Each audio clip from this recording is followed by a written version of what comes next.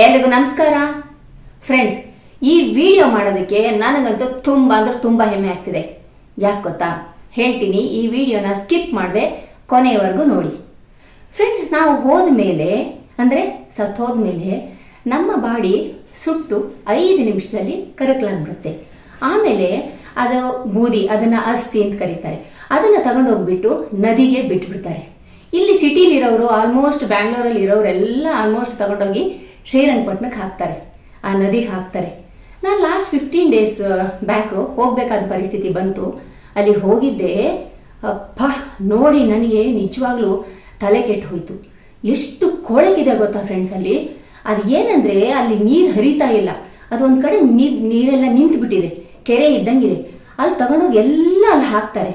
ಆಮೇಲೆ ಅಲ್ಲಿ ಪಿಂಡ ಅದೆಲ್ಲ ಅಲ್ಲಲ್ಲೇ ಇಟ್ಟಿದ್ದಾರೆ. ಎಷ್ಟು ಕೊಳಕಂದರೆ ಅಷ್ಟು ಕೊಳಕಿದೆ ಫ್ರೆಂಡ್ಸ್. ನನಗೆ ಅದನ್ನು ನೋಡಿ ಅಸಹ್ಯ ಆಗೋಗ್ಬಿಡ್ತು. ಈ ಜನಗಳು ಕೊರೋನಾ ಬಂದರೂ ಕ್ಲೀನ್ಲಿನೆಸ್ ಮಾತ್ರ ಕಲಿಯಲ್ಲ. ಏನು ಎಲ್ಲೆಲ್ಲಿ ಜನ ಹೋಗ್ತಾರೆ ಅಲ್ಲೆಲ್ಲ ಕೊಳಕು ಮಾಡಿ ಬರ್ತಾರೆ. ಒಂದು ಕಾಮನ್ ಸೆನ್ಸ್ ಕೂಡ ಇಲ್ಲ ಕ್ಲೀನಾಗಿ ಇಟ್ಕೋಬೇಕು ಅನ್ನೋದು. ಯಪ್ಪ, ನನಗೆ ನೋಡಿ ನಿಜವಾಗ್ಲೂ ನನಗೊಂದು ಅನ್ನಿಸ್ತು, ನಾನು ಮಾಡಿದ್ದು ಸರಿಯಾಗಿದೆ ಅಂತ. ಏನು ಮಾಡಿದೆ? 5 ವರ್ಷದ ಹಿಂದೆ ನಾನು ನನ್ನ ಬಾಡಿನ ಡೊನೇಟ್ ಮಾಡಿದ್ದೀನಿ. ಎಲ್ಲಿ ಗೊತ್ತಾ? ರಾಮಯ್ಯ ಹಾಸ್ಪಿಟಲ್ಗೆ. ತುಂಬ ಜನ ಹೇಳಿದರು, ಇದೇನಿದು ಈ ವಯಸ್ಸಿಗೆ ಡೊನೇಟ್ ಮಾಡ್ಕೊಂಡು ಕೂತಿದ್ಯಾ ಅಂತ. ನನಗೇನೋ ಫ್ರೆಂಡ್ಸ್, ನಾನು ಚಿಕ್ಕವಳಿಂದನೂ ನನ್ನ ಬಾಡಿನ ಡೊನೇಟ್ ಮಾಡಬೇಕು ಅನ್ನೋದು ನನಗೆ ತುಂಬ ಆಸೆ. ಅದಕ್ಕೆ ಏನು ಮಾಡಿದೆ, ನನ್ನ ಬಾಡಿನ ನಾನು ಡೊನೇಟ್ ಮಾಡಿದೆ. ಡೊನೇಟ್ ಮಾಡಿದ ತಕ್ಷಣವೇ ಕೊರೋನಾ ಬಂದ್ಬಿಡ್ತು. ಆಮೇಲೆ ಅಲ್ಲಿ ಆ್ಯಕ್ಚುಲಿ ಪ್ರತಿ ವರ್ಷವೂ ಒಂದೊಂದು ಫಂಕ್ಷನ್ ಮಾಡ್ತಾರೆ. ಕೊರೋನಾ ಬಂದಿದ್ದರಿಂದ ಅಲ್ಲಿ ಫಂಕ್ಷನ್ ಮಾಡೋಕ್ಕಾಗಿರಲಿಲ್ಲ. ಲಾಸ್ಟ್ ಇಯರಿಂದ ಮಾಡ್ತಾ ಇದ್ದಾರೆ. ನಾನು ಈಗ ಅಲ್ಲಿಗೆ ಹೋಗ್ತಾ ಇದ್ದೀನಿ. ಅಲ್ಲಿ ಏನೇನು ಮಾಡ್ತಾರೆ ಅನ್ನೋದನ್ನು ನಾನು ಸ್ವಲ್ಪ ತುಂಬ ಡೀಟೇಲಾಗಿ ತೋರಿಸಲ್ಲ, ನಿಮ್ಗೆ ಬೇಜಾರಾಗುತ್ತೆ. ಚೂರು ತೋರಿಸ್ತೀನಿ.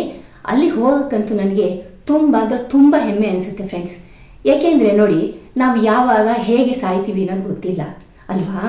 ನೋಡಿ, ನಾವು ಹೋದ ಮೇಲೆ ನಮ್ಮ ಕಣ್ಣು, ಕಿಡ್ನಿ ಮತ್ತು ಹಾರ್ಟು, ಲಿವರು ಇದೆಲ್ಲ ಇನ್ನೊಬ್ಬರಿಗೆ ಅನುಕೂಲ ಆಗುತ್ತಲ್ವಾ. ಅದಕ್ಕೆ ಅದೇ ಉದ್ದೇಶದಿಂದ ನಾನು ನನ್ನ ಬಾಡಿನ ಡೊನೇಟ್ ಮಾಡಿದ್ದೀನಿ. ನಾನು ಡೊನೇಟ್ ಮಾಡಿದೆ ಅಂತ ಅಂದ್ಬಿಟ್ಟು ನಮ್ಮ ತಂದೆ ಕೂಡ ಅವ್ರ ಬಾಡಿನ ಡೊನೇಟ್ ಮಾಡಿದ್ದಾರೆ. ಅವ್ರಿಗೆ ಇವತ್ತು ಬರೋಕ್ಕಾಗ್ತಿಲ್ಲ, ದೇಹದಲ್ಲಿ ಸ್ವಲ್ಪ ಪ್ರಾಬ್ಲಮ್ ಇದೆ. ನಾನು ಒಬ್ಬಳೇ ಹೋಗ್ತಾ ಇದ್ದೀನಿ.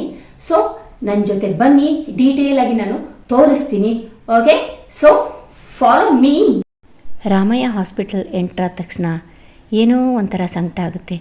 ಏಕೆಂದರೆ ನಮ್ಮ ತಾಯಿಯವರು ಹೋಗಿದ್ದು ಇದೇ ಹಾಸ್ಪಿಟಲಲ್ಲಿ. ನಂಗೆ ಗೊತ್ತಿಲ್ಲದೆ ಕಣ್ಣಲ್ಲಿ ನೀರು ಬಂದೇ ಬಿಡ್ತು. ಇಲ್ಲಿ ಬಂದ ತಕ್ಷಣ ನೋಡಿ, ಅಭಿವಂದನಾ ಕಾರ್ಯಕ್ರಮ, ದೇಹದಾನ, ಮಹಾದಾನ ಅಂತ ಬರೆದಿದ್ದಾರೆ. ಒಂಥರ ಹೆಮ್ಮೆ ಅನಿಸುತ್ತೆ. ನಾನೀಗಾಗಲೇ ಬಂದು ರಿಜಿಸ್ಟ್ರೇಷನ್ ಮಾಡಿಸಿದ್ದೀನಿ. ಒಂದು ಗಿಫ್ಟ್ ಕೊಟ್ಟು ನಮ್ಮನ್ನು ಒಳಗಡೆ ಕರ್ಕೊಂಡು, ಸೊ ಒಳಗಡೆ ಏನೇನು ಪ್ರೋಗ್ರಾಮ್ ಇದೆ ಅಂತ ನಾನು ತೋರಿಸ್ತಾ ಹೋಗ್ತೀನಿ ನೋಡಿ. ಓಕೆನಾ? ನನ್ನ ಹೆಸರು ಪೂರ್ಣಿಮಾ. ನಾನು ಬಾಡಿ ಡೊನೇಟ್ ಮಾಡಿ ಮೋಸ್ಟ್ಲಿ ಒಂದು 5 years ಮೇಲೆ ಆಗಿದೆ, ಕೋವಿಡ್ ಟೈಮಿಂದ. ನನಗೆ ಮುಂಚೆಯಿಂದಾನು ಈ ತರ ಇಂಟ್ರೆಸ್ಟ್ ಇತ್ತು. ಅದಕ್ಕೋಸ್ಕರ ನಾನು ಬಾಡಿ ಡೊನೇಟ್ ಮಾಡ್ಬೇಕು ಅಂತಿದ್ದೀನಿ. ಯಾಕಂದ್ರೆ ಇವ್ರಿಗೆಲ್ಲ ಯೂಸ್ ಆಗತ್ತೆ. ನಾವು ಬಾಡಿನ ವೇಸ್ಟ್ ಮಾಡಿ ಮಣ್ಣಲ್ಲಿ ಹಾಕೋದ್ಕಿಂತ, ಇಲ್ಲಾಂದ್ರೆ ಬರ್ನ್ ಮಾಡೋದ್ಕಿಂತ, ಅದಕ್ಕೋಸ್ಕರ ನನ್ಗೆ ಈ ತರ ಯಾರಿಗಾರು ಯೂಸ್ ಆಗ್ಲಿ ಅಂತ ನಾನು ಇದನ್ನ ಡೊನೇಟ್ ಮಾಡಿದ್ದೀನಿ. ನನಗೆ 2nd ಟೈಮ್ ಬರ್ತಿರೋದು. ಇಲ್ಲೆಲ್ಲ ತುಂಬಾ ಹೆಲ್ಪ್ಫುಲ್ ಆಗಿದೆ. ಮತ್ತೆಲ್ಲರೂ ಚೆನ್ನಾಗಿ ಕೋಆಪರೇಟ್ ಮಾಡ್ತಾರೆ, ಸ್ಟೂಡೆಂಟ್ಸ್ ಅವರೆಲ್ಲ. ನನ್ಗೆ ಇಷ್ಟ ಆಯ್ತು ಬರೋದಕ್ಕೆ. ಬಾಡಿ ಡೊನೇಟ್ ಮಾಡಿದ್ರೆ ನಿಮ್ಗೆ ಏನಾದ್ರು ಯೂಸ್ಫುಲ್ ಇದೆ ಇದರಿಂದ? ಈ ಹಾಸ್ಪಿಟಲ್ ಇಂದ ನಿಮ್ಗೆ ಏನಾದ್ರು ಯೂಸ್ಫುಲ್ ಇದೆ? ಇಲ್ಲ, ನಾನೇನು ಏನು ಫೆಸಿಲಿಟೀಸ್ ತಗೊಂಡಿಲ್ಲ. ಇದೆ ಅಂತಾರೆ, ನಾನೇನು ತಗೊಂಡಿಲ್ಲ. Okay, thank you. ಇಲ್ಲಿ ತುಂಬ ಜನ ಅಂದರೆ ಸುಮಾರು ಒಂದು 90%ಗಿಂತ ಜಾಸ್ತಿ ಜನ ವಯಸ್ಸಾಗಿರೋರೇ ಇದ್ದರು. ಅವರಿಗೆ ಆರೋಗ್ಯನ ಹೇಗೆ ನೋಡ್ಕೋಬೇಕು, ವಯಸ್ಸಾದಮೇಲೆ ಯಾವ ರೀತಿ ಫುಡ್ಡನ್ನು ತಿನ್ನಬೇಕು, ನಮ್ಮ ಜೀವನ ಶೈಲಿ ಹೇಗಿರಬೇಕು ಅನ್ನೋದನ್ನು ತುಂಬ ಜನ ಡಾಕ್ಟರ್ಸು ತುಂಬ ಚೆನ್ನಾಗಿ ಹೇಳ್ಕೊಟ್ರು. ಅವ್ರು ಇದನ್ನೆಲ್ಲ ಫಾಲೋ ಮಾಡಿದರೆ ತುಂಬ ಚೆನ್ನಾಗಿರುತ್ತೆ. ನಮಗೂ ಮುಂದೆ ಅನುಕೂಲ ಆಗುತ್ತೆ. ಇದನ್ನೆಲ್ಲ ನೋಡ್ತಾ ಇದ್ದರೆ ನನಗಂತೂ ತುಂಬ ಹೆಮ್ಮೆ ಆಗುತ್ತೆ. ನಮ್ಮ ಜೀವನ ಸಾರ್ಥಕ ಅನ್ನತ್ತೆ. ಅವರೆಲ್ಲ ಹೇಳ್ತಾಯಿದ್ರು, ನಿಮ್ಮ ಜೀವನದ ಬದುಕು ಸಾರ್ಥಕತೆಯಲ್ಲಿದೆ. ಏಕೆಂದರೆ ಬಾಡಿ ಡೊನೇಟ್ ಮಾಡೋದು ಸಾಮಾನ್ಯ ಸಂಗತಿ ಅಲ್ಲ. ಇರಬೇಕಾದ್ರೆ ಎಷ್ಟು ಜನ ಬಾಡಿನ ಡೊನೇಟ್ ಮಾಡ್ತಾರೆ ಹೇಳಿ. ನಿಜವಾಗ್ಲೂ ನನಗೆ ಭಾಳ ಹೆಮ್ಮೆ ಆಗುತ್ತೆ. ಇಷ್ಟು ಜನದ ಮಧ್ಯೆ ನಮ್ಮನ್ನೆಲ್ಲ ಎಷ್ಟು ಒಂದು ಗೌರವವಾಗಿ ಅವ್ರು ನೋಡಿದರು ಅಂದರೆ ಭಾಳ ಹೆಮ್ಮೆ ಆಗುತ್ತೆ, ತುಂಬ ಖುಷಿಯಾಗುತ್ತೆ. ಎಲ್ಲರಿಗೂ ನಮಸ್ತೆ. ನಾನು ಶೋಭಾಮಣಿ ಅಂತೇಳಿ. ಇವತ್ತು ಬಾಡಿ ಡೊನೇಟ್ದು ಒಂದು ಪ್ರೋಗ್ರಾಮ್ ಇತ್ತು ರಾಮಯ್ಯ ಹಾಸ್ಪಿಟಲಲ್ಲಿ. ನಾನು ಸ್ವಯಂ ದಾನ ಮಾಡಿದ್ದೇನೆ. ಅದು 19 ಅಲ್ಲಿ ಮಾಡಿದ್ದೀನಿ, 2019 ಅಲ್ಲಿ. ಇದ್ರ ಬೆನಿಫಿಟ್ ಏನಿರುತ್ತೆ ಅಂತಂದ್ರೆ, ರಾಮಯ್ಯ ಹಾಸ್ಪಿಟಲ್ ಅಲ್ಲಿ 50% ಒಂದು OPD ಇರ್ಬೋದು, ಏನೇ ಟ್ರೀಟ್ಮೆಂಟ್ ಇರ್ಬೋದು, 50% ಆಫ್ ಇರುತ್ತೆ. ನಾವು ಎಲ್ಲಿವರೆಗೂ ಬದುಕಿರ್ತೀವೋ ಅಲ್ಲಿವರೆಗೂ ಆ ಬೆನಿಫಿಟ್ ಕೊಡ್ತಾರೆ. ಒಂದು ಹೆಲ್ತ್ ಚೆಕಪ್ ಚೆನ್ನಾಗಿರುತ್ತೆ, ಬಂದು ಮಾಡಿಸ್ಕೊಂಡು ಹೋಗ್ಬೋದು. ಮತ್ತೆ ಇನ್ನೊಂದು, ನಮ್ ದೇಹನ ಎಲ್ಲೋ ಬರ್ನ್ ಮಾಡೋದು, ಇನ್ನೊಂದು ಮಾಡೋದ್ರಿಂದ ನಾವ್ ಇರೋವರೆಗೂ ಅಂತೂ ಯಾರಿಗೂ ಉಪಯೋಗ ಆಗಿರಲ್ಲ. ಹೋದ್ಮೇಲಾದ್ರೂ ಒಂದು ನಮ್ಮದ ಹಂಗ ತಗೊಂಡು ಒಂದು 4 ಜನ ಮಕ್ಕಳು, ಅದು ವಿದ್ಯಾರ್ಥಿಗಳು ಯೂಸ್ ಮಾಡ್ಕೊಂತಾರೆ. ಆ ತರದೊಂದನ್ನ ಮಾಡಿ ಅಂತ ನಾನು ಹೇಳ್ತೀನಿ. ಜನಗಳಿಗೂ ಅನುಕೂಲ ಆಗ್ಬೇಕು. ತಕ್ಷಣ ಅಂಗಾಂಗಗಳು ಮನುಷ್ಯರಿಗೆ ಇದು ಯೂಸ್ ಆಗುತ್ತೆ. ಕೆಲವು ನಮ್ಮ ಕಣ್ಣಿಗೆ ದಾನ ಮಾಡ್ಬೋದು, ಇದೆಲ್ಲ ಇರುತ್ತೆ. ಈ ಅವೇರ್ನೆಸ್ ಎಲ್ರಿಗೂ ಗೊತ್ತಾಗ್ಬೇಕು. ನಾವೆಲ್ಲ ಬೇರೆ ಏನೇನಕ್ಕೋ ಅಟ್ರಾಕ್ಷನ್ ಆಗ್ತೀವಿ, ಬಟ್ ವಾಸ್ತವ ಏನಿದೆ ಅದಕ್ಕೆ ನಾವು ಮುಂದೆ ಬರಬೇಕು ಅಂತ ನಾನು ಹೇಳಕ್ ಇಷ್ಟಪಡ್ತೀನಿ. ಇದರಿಂದ ತುಂಬಾ ಉಪಯೋಗ ಇದೆ. ಮಾಡಿ, ವರ್ಷದಲ್ಲಿ ಒಂದ್ಸರಿ ರಾಮಯ್ಯ ಹಾಸ್ಪಿಟಲ್ ಅಲ್ಲಿ ಈ ಅಭಿನಂದನಾ ಪ್ರೋಗ್ರಾಮ್ ಮಾಡ್ತಾರೆ, ಇದಕ್ಕೂ ಅಟೆಂಡ್ ಮಾಡಿ.